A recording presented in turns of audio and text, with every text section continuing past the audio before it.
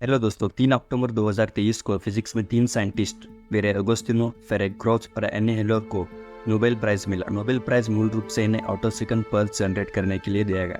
क्या है ये ऑटोसेकंड फिजिक्स और कैसे ये खोज एटम के structure, electron motion, molecular behaviour और सेमीकंडक्टर के एरिया में सबसे बड़ा गेम चेंजर बनने वाला है, चलिए सबसे पहले समझते हैं कि ऑटोसेकंड पल्स है क्या। सेकंड तो टाइम की यूनिट है और नैनोसेकंड मतलब 10⁻⁻9 सेकंड, यानी लगभग 1 बिलियन ऑफ सेकंड। 10⁻12 सेकंड होता है पिको सेकंड, 10⁻15 सेकंड होता है फेम्टो सेकंड। उसी तरह से 10⁻18 सेकंड होता है 1 ऑटो सेकंड, मतलब बिलियन ऑफ बिलियन सेकंड। अगर हम अपनी यूनिवर्स की करंट एज को 1 सेकंड माने तो 1 सेकंड जो हम अर्थ पे मान रहे हैं वो है attosecond age compare to the age of universe. Attosecond physics का मेन पर्पज है एटम के इलेक्ट्रॉन के बिहेवियर को समझना। समय के साथ इलेक्ट्रॉन का मोशन और इलेक्ट्रॉन लोकेट करने के लिए ऑटो सेकंड पल्स काम आती है। अगर हम कोई भी एटम ले तो जो इलेक्ट्रॉन न्यूक्लियर के अराउंड घूम रहा होता है, उसके घूमने का टाइम पीरियड जो होता है वो होता है कुछ ऑटो सेकंड के आसपास। इसलिए ऑटो सेकंड पल्स एटम के स्ट्रक्चर, इलेक्ट्रॉनिक बिहेवियर और केमिकल रिएक्शन समझने में बहुत काम आती है।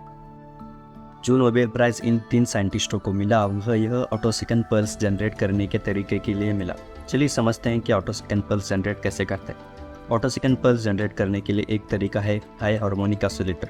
इस तरीके में सबसे पहले एक गैस से भरा चैम्बर लिया जाता है और उस पर हाई एनर्जी के लेज़र बीम यानी लगभग कुछ एक्सरे या फिर यूवी रेज के रेंज में लेज़र को गैस के चैम्बर पर डाला जाता है। अब हम सबको पता है कि लेज़र इलेक्ट्रोमैग्नेटिक वेव होते हैं और इलेक्ट्रोमैग्नेटिक वेव में इलेक्ट्रिक और मैग्नेटिक फील्ड ऑसिलेट कर रहे होते हैं। जैसे ही हम हाई एनर्जी की लेज़र लेंगे, उस लेज़र के साथ जुड़ी हुई होगी हाई इलेक्ट्रिक फील्ड जो कि ऑसिलेट करती है। अब जैसे ही लेज़र गैस के जो एटम है उनके आउटर सेल में स्थित इलेक्ट्रॉन्स पर पड़ेंगे, हाई इलेक्ट्रिक फील्ड की वजह से इलेक्ट्रॉन ऑसिलेट करेगा और एक वेव पल्स एमिट करेगा जो कि ऑटो सेकंड के रेंज में होगा। इस हाई हार्मोनिक ऑसिलेटर के मेथड में एक चीज़ इंपॉर्टेंट है कि जो हम लेज़र गैस चैम्बर पर डाल रहे हैं उसकी एनर्जी उतनी नहीं होनी चाहिए कि इलेक्ट्रॉन आउटर सेल से हमेशा के लिए नॉकआउट हो जाए।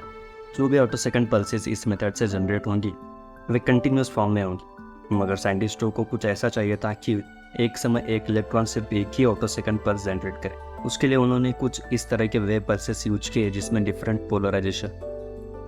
जब हम ये वेव पल्सेस इलेक्ट्रॉन पर थ्रो करेंगे तो सिर्फ बीच वाले हिस्से की वजह से एक ही ऑटो सेकंड पल्स जनरेट होगी एक समय पर, बाकी वेव पल्स के पोर्शन की वजह से इलेक्ट्रॉन रेडिएशन एमिट नहीं करेगा। ऑटो सेकंड पल्स का सबसे बड़ा एप्लीकेशन है इलेक्ट्रॉन के मूवमेंट को ट्रेस करना।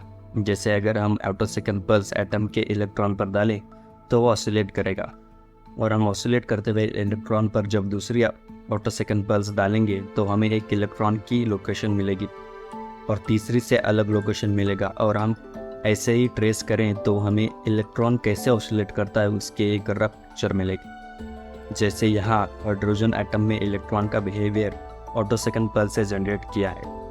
बायोलॉजिकल फील्ड में भी ऑटो सेकंड पल्स का बहुत कमाल का यूज है। जैसे हम ऑटो सेकंड पल्सेस का यूज करके पता कर सकते हैं कि किसी मरीज को कैंसर जैसी खतरनाक बीमारी है या नहीं। जैसे ऑटो सेकंड पल्स की मदद से किसी कैंसर पीड़ित मरीज के खून पर ऑटो सेकंड पल्सेस डालकर पहले ही उस खून का बिहेवियर पता कर लेना, और जैसे ही कोई मरीज खून देगा जांच करने के लिए, डॉक्टर उस खून का बिहेवियर कैंसर वाले खून के बिहेवियर से कंपेयर करके बता सकते हैं कि मरीज को कैंसर है या नहीं। ऑटो सेकंड पल्स का यूज इंसुलेटर मटेरियल को कंडक्टर बनाने, सेमीकंडक्टर डिवाइसेस की एफिशिएंसी बढ़ाने, बायोलॉजिकल सैंपल्स की फिंगरप्रिंट बनाने, केमिकल रिएक्शंस को कंट्रोल करने और fundamental particles in quantum mechanics को समझने में मुख्य। ऑटो सेकंड पल्स जनरेशन की वजह से एक पूरी फिजिक्स की नई ब्रांच खुल गई है।